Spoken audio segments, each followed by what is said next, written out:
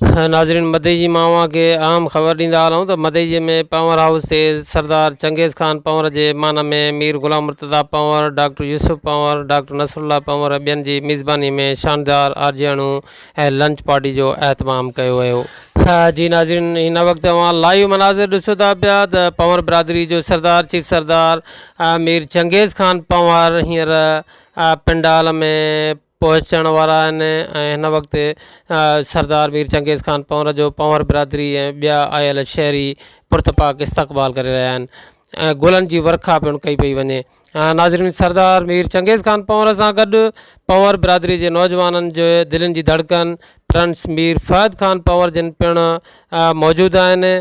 Prince Mir Fahd Khan Panwar ऐं सरदार चंगेज़ खान पंवर हिन वक़्तु मदई में पंवर बिरादरीअ जे पारां ॾिनल आजियाणे वारी तक़रीब में पहुची चुका आहिनि। ऐं नाज़रीन, हिन वक़्तु ज़िला शिकारपुर जो चेयरमैन ऐं पीपल्स पार्टी जो अॻुवान सरदार ज़ुल्फ़कार खान कमारियो ऐं सरदार ज़ादा नजफ़ खान कमारियो पिणु पंडाल में पहुची विया आहिनि।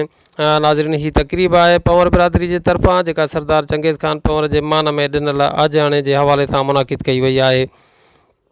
तव्हांखे ज़िले शिकारपुर जे शहर मदई जी मां आम ख़बर पिया ॾियूं त पावर हाउस मदई जी ते सरदार मीर चंगेज़ खान पंवर जे मान में मीर ग़ुलाम मुर्तज़ा पंवर, डॉक्टर यूसुफ पंवर, डॉक्टर नसरुल्ला पंवर ॿियनि जी मेज़बानी में शानदार आजियाणू ऐं लंच पार्टी जो एहतमाम कयो वियो आहे।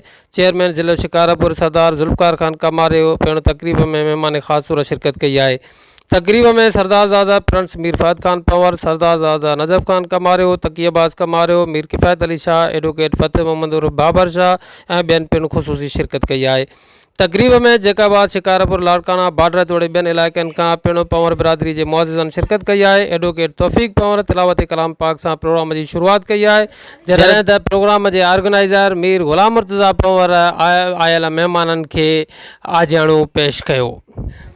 अव्हांखे ॿुधाईंदा हलूं त आयल मुअज़्ज़ज़ महिमाननि खे मेज़बाननि पारां सिंध जी सूखड़ी टोपी ऐं अजरक जा तोहफ़ा पिणु पेश कया विया।